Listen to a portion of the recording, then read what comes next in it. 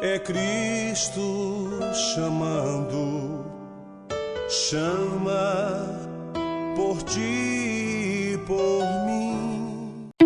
A Real Bus está de volta à estrada. Uma volta responsável e controlada, seguindo todo o protocolo de higiene recomendado pelas autoridades de saúde. Uso obrigatório de máscaras, álcool em gel para todos, higienização completa dos ônibus e renovação do ar a cada minuto durante o trajeto. Se o seu destino for João Pessoa, Campina Grande, São João do Cariri, Serra Branca, Sumé, Monteiro, São José dos Cordeiros ou São Sebastião do Umbuzeiro, conte com a gente. Mesmo em tempos desafiadores, o compromisso da Real Bus é com a sua satisfação.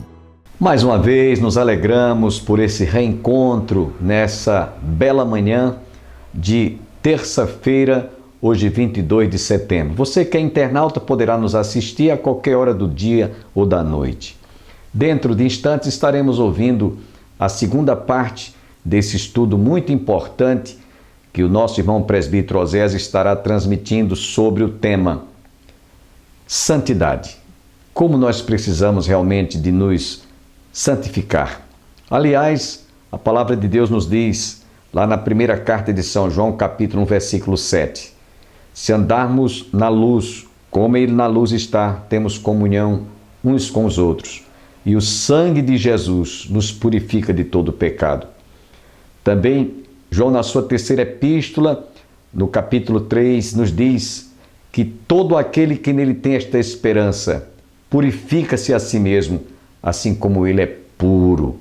Essas recomendações nos chamam a atenção para o desejo de Deus maior, que é de que nós sejamos santos. Por isso que Paulo, no capítulo 12 da sua carta aos Romanos, nos diz que nós devemos viver de tal maneira, não se conformando com o presente século, mas transformar-se pela renovação do vosso entendimento, para que experimenteis qual seja a boa, perfeita e agradável vontade de Deus, porque esta deve ser a nossa vontade em fazer com que a nossa vida, o nosso corpo, seja preservado de todas essas mazelas pecaminosas. Hoje estaremos ouvindo, portanto, logo mais o presbítero Oséias, mas antes você vai ficar com esta música interpretada pelo cantor e pastor Vitorino Silva.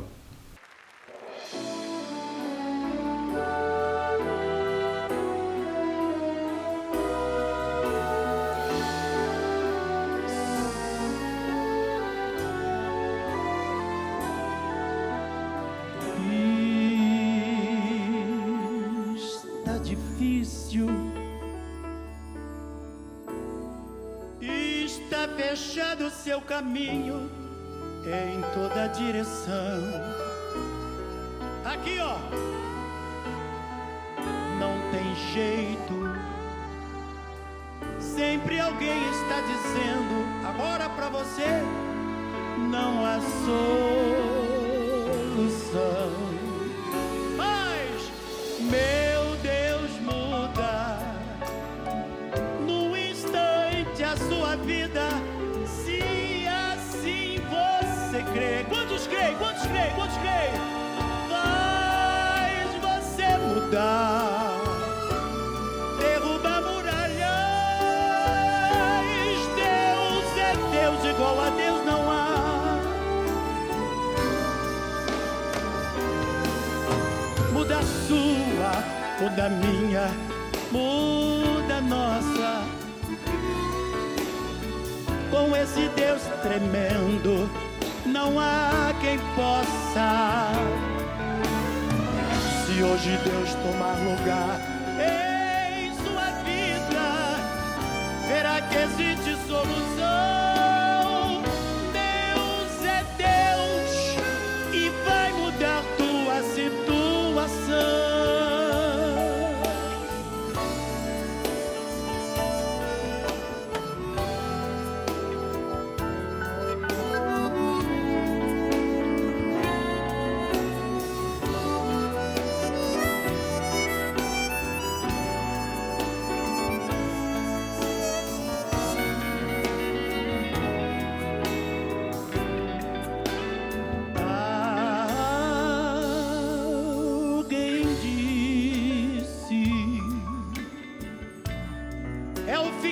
sua vida, você perdido está. Não, não aceites. Diga agora: estou liberto. Deus vai me ajudar. Esse medo que aos poucos vai tomando o teu coração, mande-o sair. Sabe por quê? Deus hoje ainda vai mudar a tua situação.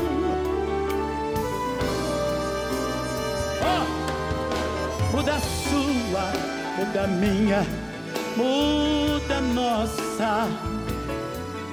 Com esse Deus tremendo, tremendo, não há quem possa.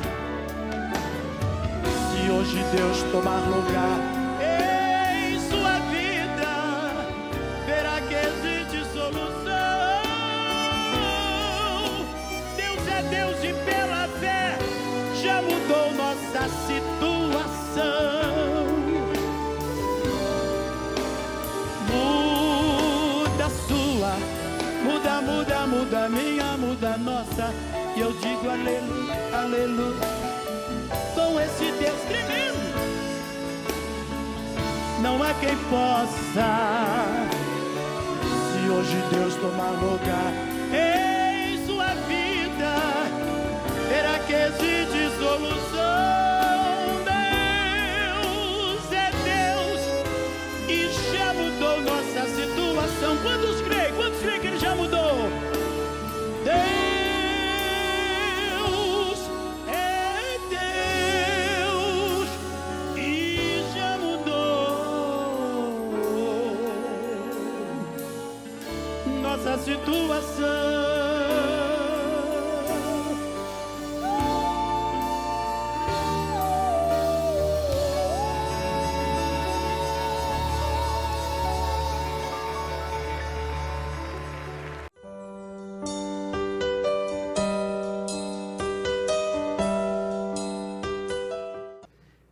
Não é seu amor que sustenta o casamento a partir do momento que casou, mas de agora em diante é o casamento, é a aliança que sustenta o amor. Foi feita uma aliança diante de Deus, e é essa aliança que deve sustentar o casamento, mesmo se faltar amor. Como disse um pastor, né? Alguém foi se aconselhar com o pastor e disse: pastor, meu casamento está difícil demais. É difícil amar aquela mulher. Diz: meu irmão, ame como Cristo amou a igreja, o marido deve amar a sua esposa. Meu irmão, está difícil, pastor, não tem condição não, aquela mulher tem condição não. Meu irmão, a Bíblia diz que nós devemos amar uns aos outros. Pastor, minha esposa tem condição não. Meu irmão, a Bíblia manda amar o inimigo. Então não tem jeito, tem que permanecer no amor. Herodes se divorcia de sua mulher. Herodias se divorcia do seu marido, e agora eles casam. 2 divórcios para um amor proibido. Tio casou com sobrinha, que era sua cunhada também. João diz: não te é permitido casar com essa mulher. No livro da lei, Levítico, capítulo de número 18, versículo 16, diz: não se envolva sexualmente com a mulher do seu irmão, isso desonraria seu irmão. Capítulo 20, versículo 21, se um homem tomar por mulher a mulher do seu irmão, comete impureza, desonrou seu irmão, ficarão sem filhos. Perante Deus, aquele casamento de Herodes estava errado. Aquele desejo que produziu o adultério. E agora, esse adultério faz com que Herodes prenda João, porque João estava expondo esse pecado. Versículo 5, Herodes queria matá-lo, mas tinha medo do povo, porque o considerava profeta.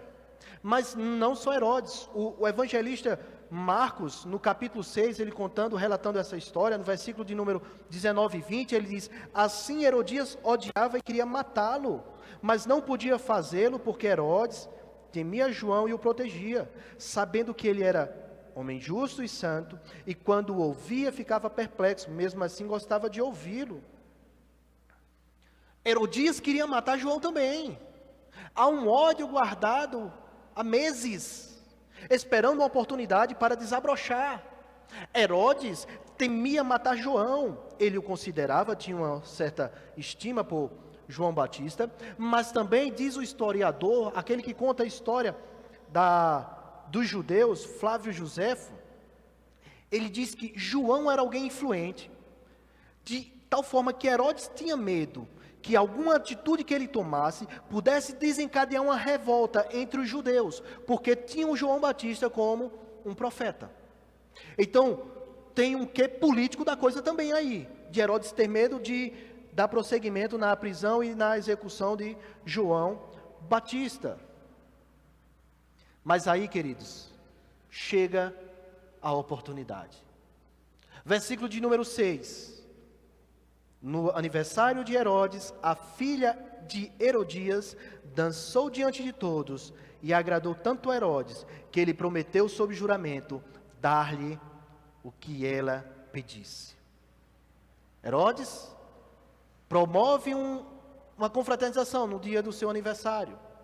E segundo o evangelista Marcos, ele diz que Herodes ofereceu um banquete aos líderes mais importantes, aos comandantes militares e às principais personalidades da Galileia. Então só tem gente importante naquele ambiente, naquela confraternização de Herodes, naquele aniversário. E entra em cena a filha de Herodias. Não era filha de Herodes, era filha do ex-marido dela, do irmão de Herodes. E o historiador, que nós já falamos aqui, Flávio Joséfo, diz que essa menina, o nome dela era Salomé. Então entra na história Salomé. Ela nessa época tinha menos de 20 anos. Alguns falam de 12 a 14 anos ou 17, mas o fato é que ela tinha menos de 20 anos. E a mãe empurra ela para ela dançar, se apresentar perante aquelas autoridades. Nas confraternizações, nesse tipo de evento, os homens ficavam num canto e as mulheres em outro ambiente. Eram ambientes separados. E quando eles queriam se deleitar, chamavam mulheres para a presença dele. Ou seja, Herodias usa a sua filha para chamar a atenção do seu marido. A menina entra e tudo indica que essa dança que ela faz é uma dança sensual, que desperta interesse em Herodes, que desperta desejos em Herodes. De tal forma que ele, envolvido naquele ambiente, e por ter bebida, possivelmente ele já estava alcoolizado, ele abre o seu coração e coloca à disposição daquela menina. Ela pediu o que ela quisesse. O que tinha em mente? Riquezas, joias, presentes. A menina sai da presença de Herodes e vai para perto da mãe. Versículo de número 8. Influenciada por sua mãe, ela disse: dá-me aqui num prato a cabeça de João Batista. Ela vai pedir um conselho. O que é que ela pede? Uma oportunidade única dessa. O que é que ela deve pedir àquele governador? A mãe, com esse ódio guardado há meses, viu ali a oportunidade de executar o seu plano, o seu desejo. Me peça a morte, a cabeça de João Batista. Gente, a cena não é das melhores, gente. Sabe o que é um corpo humano? Para muitos não tem coragem de ver uma situação. Numa bandeja, uma cabeça. Não é das melhores cenas não, é muito forte. Mas é o desejo, ela está dominada de ódio, ela quer isso. Segundo Jerônimo, diz até que ela ficou alguma coisa, tipo um alfinete, um prego na língua de João Batista, naquele prato. Esse é o pedido dela. E qual foi a situação de Herodes? Herodes poderia ter tomado a postura: eu lhe ofereci um presente, não uma vida. Eu lhe dei a oportunidade de um presente e não de cometer um crime. Ou eu vou me retratar daquilo que eu fiz. Porque o texto diz que ele tinha estima a João, gostava de ouvir a João. Além do desejo, da cobiça dele, além do adultério, ele agora entra com o pecado da omissão, a covardia e o assassinato e o homicídio. Versículo 9, o rei ficou aflito. Mateus chama ele de rei, ele nunca se tornou rei. Isso é uma forma até jocosa de chamá-lo, porque ele nunca se tornou rei. Que se tornou foi o irmão, e a gente vai ver mais na frente. Ele queria ser rei, mas nunca se tornou. Ele era conhecido como tetrarca. O tetrarca comandava uma região de 25% de uma área toda. Ele nunca chegou a ser rei. O rei ficou aflito por causa dos juramentos e dos convidados. Ordenou que fosse dado o que ela pedia e mandou decapitar João Batista. Herodes se acovardou. Preferiu atender o pedido de uma jovem a ouvir a voz da sua consciência. Preferiu desobedecer à lei dos judeus, o qual não permitia um preso ser condenado sem um julgamento. Ele preferiu ordenar ou condenar a execução aquele a quem ele tinha em estima, a quem ele respeitava e ouvia. Ele preferiu decapitar João, uma morte que não caberia aos judeus, já que aquela morte era greco-romana, segundo as leis, não era como o judeu deveria morrer.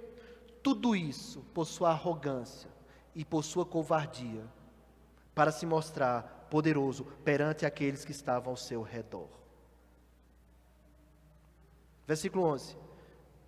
A cabeça de João foi levada num prato e entregue à jovem, e ela levou a sua mãe. O pecado chegou ao seu clímax. Olha que destruição, começando lá com o casamento de Herodes, com Herodias, acabando com a morte de um profeta, o precursor de Jesus, aquele a quem Jesus diz que entre os homens não há ninguém maior do que João. É o pecado que destrói. O fim foi triste desse casal, queridos. Mostra o poder do pecado. Mas não só isso. Mas Oséias, essa postura de Herodes, a gente vê uma influência muito grande de sua família. É verdade. Mas a Bíblia conta outros casos também, que o pecado, por ser algo tão vil, tão nefasto, tão cruel, deforma as pessoas. No Antigo Testamento, a Bíblia conta a história de um rei de Israel, bem depois que o reinado é dividido. Davi se torna rei, o primeiro rei de Israel, Saul, depois Davi, Salomão, o filho de Salomão, Roboão. Roboão não consegue organizar bem o reinado, e o reinado é dividido entre reino do norte, Israel, e reino do sul, Judá.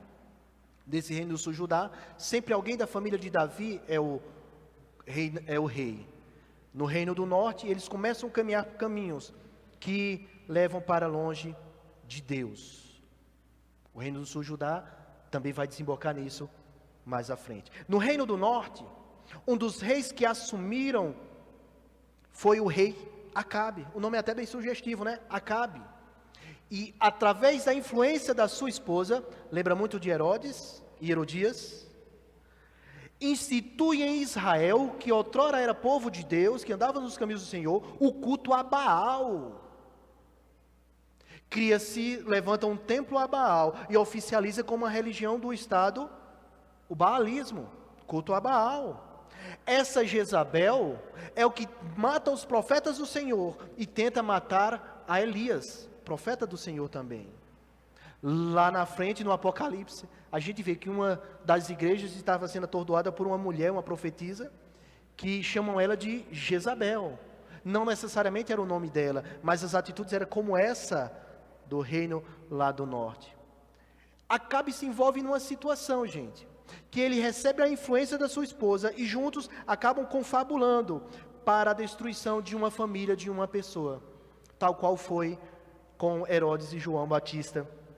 Herodes, sua esposa Herodias e João Batista. O texto sagrado diz que Acabe gostou de uma propriedade e tentou comprá-la. Só que o proprietário não quis repassar, vender essa propriedade.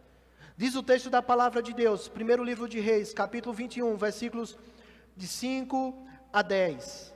Sua mulher Jezabel entrou e perguntou: por que você está tão aborrecido? Por que não come? Ele respondeu: porque eu disse a Nabote de Jezreel: venda-me a sua vinha, ou se preferir, eu lhe darei outra em lugar dessa. Mas Nabote disse: não te darei a minha vinha. Aí o que é que a esposa de Acabe o aconselha? É assim que você age como rei de Israel? Levante-se e coma, anime-se. Conseguirei para você a vinha de Nabote de Jezreel.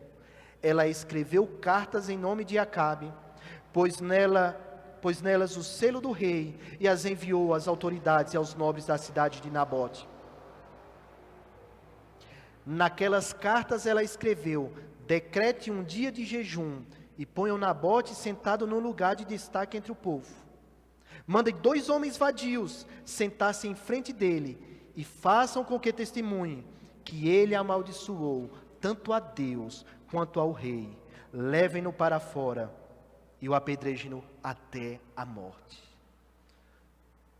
É um pecado, gente, na vida de Acabe, na vida de Jezabel, porque Nabote não quis vender a vinha, levantaram um falso testemunho que ele tinha amaldiçoado a Deus e o rei, e o desejo de posse de ter aquela propriedade, o executaram. É o poder destruidor do pecado. O pecado tem esse poder de destruir, queridos.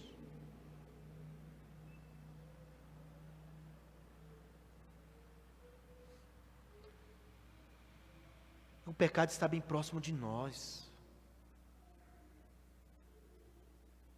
Oséias, Herodes era muito perverso. Vem de uma família com um histórico mau, grave, problemática. Seu pai matou seu irmão, matou a esposa. O perigo é um coração longe de Deus. É não ouvir a voz de Deus. E aí vai começar a caminhar por caminhos de destruição, caminhos de pecado. Oséias realmente, e é complicado. Vimos aí a vida de Herodes e de um homem que não queria saber de Deus, de Acabe e de Jezabel, é verdade. Mas a Bíblia conta a história de um homem de Deus, que à semelhança de Herodes, ele comete o pecado da cobiça, ele comete o adultério e comete o homicídio. A Bíblia diz que um homem, que a Bíblia descreve como o homem segundo o coração de Deus, o rei Davi, que o pastor citou até domingo passado, no sermão dele. Ele comete um pecado semelhante a esse de Herodes. Segundo o livro de Samuel, no capítulo 11, versículo de 1 a 17, diz: na primavera, época em que os reis saíam para a guerra, Davi enviou para a batalha Joabe com seus oficiais e todo o exército de Israel, e eles derrotaram os amonitas e cercaram Rabá. Chegou o momento que era propício para ir à guerra, para conquistar territórios, para aumentar o seu reino. E aí Davi manda os seus exércitos. E aquele que ia à frente do exército, o rei, ele não vai. Ele deixa o seu general, que era o seu primo Joabe, para ir à frente desse povo. Mas Davi permaneceu em Jerusalém, diz o texto. Uma tarde, levantou-se da cama e foi passear pelo terraço do palácio. Davi lá no seu ambiente domiciliar, ele vai olhar o que estava acontecendo. Do terraço viu uma mulher muito bonita tomando banho. E mandou alguém procurar saber quem era ela. Disseram-lhe: é Batseba, filha de Eliã, e mulher de Urias, o hitita. Davi mandou que a trouxesse, se deitou com ela, que ela havia acabado de se purificar da impureza de sua menstruação. Depois voltou para Davi, ele cobiça, ele adultera, ele se satisfaz no seu desejo e mandou ela para casa. E onde é que está o esposo dessa mulher? Está junto dos exércitos guerreando. Sabe o que é que acontece? Diz o texto bíblico: a mulher engravidou e mandou o recado a Davi, dizendo que estava grávida. E agora, como justificar essa gravidez se o marido dela está no campo de batalha? Imagina o escândalo. O que é que Davi faz? Em face disso, Davi escreve uma mensagem para o seu general, para Joabe, e diz: envie-me Urias o hitita. E Joabe o enviou. Davi diz: traz esse homem para cá. Quando Urias chegou, Davi perguntou como estavam Joabe, os soldados, e como estava indo a guerra. E ele lhes disse: vai descansar, Urias, para a sua casa. Davi quer fazer com que criar todo o ambiente para que aquele homem possa estar com sua esposa, possa ter relação com a sua esposa, de tal forma que o filho que nasça pareça que seja dele. E o que é que Urias faz? Davi manda ele de volta para cá, vá para casa, vá descansar. Urias saiu do palácio e logo lhe foi mandado um presente da parte do rei, mas Urias dormiu na entrada do palácio, onde dormem os guardas do seu senhor, e não foi para casa. Gente, há um jargão militar que a gente diz: todo mundo com ou todo mundo sem, ou todo mundo no sol ou todo mundo na sombra. Se alguém está sofrendo, todos têm que sofrer juntos. Se alguém está num ambiente bom, todos devem estar juntos. Então essa é a ideia de Urias. Como é que eu vou para casa se os meus companheiros estão se dedicando por essa nação? Como é que eu vou agora ter prazer, me alegrar, se os meus companheiros estão sofrendo?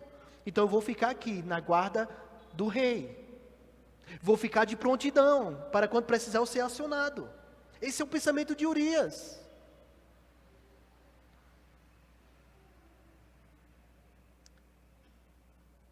Quando informaram a Davi que Urias não tinha ido para casa, aí Davi perguntou: depois da viagem que você fez, por que não foi para casa? Urias respondeu: a arca e os homens de Israel e de Judá repousam em tendas. O meu senhor Joabe, o general, e os seus soldados estão acampados no ar livre. Como eu poderia ir para casa, comer, beber e deleitar-se com minha esposa?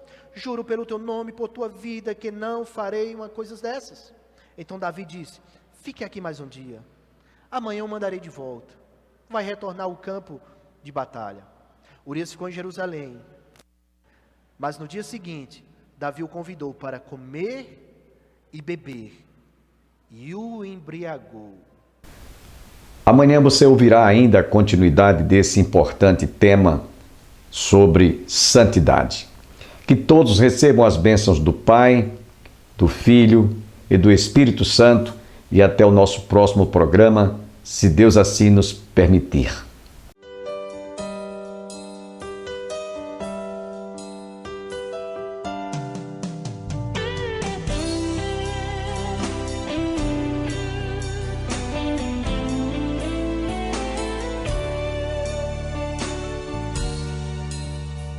Manso e suave é Cristo chamando, chama por ti.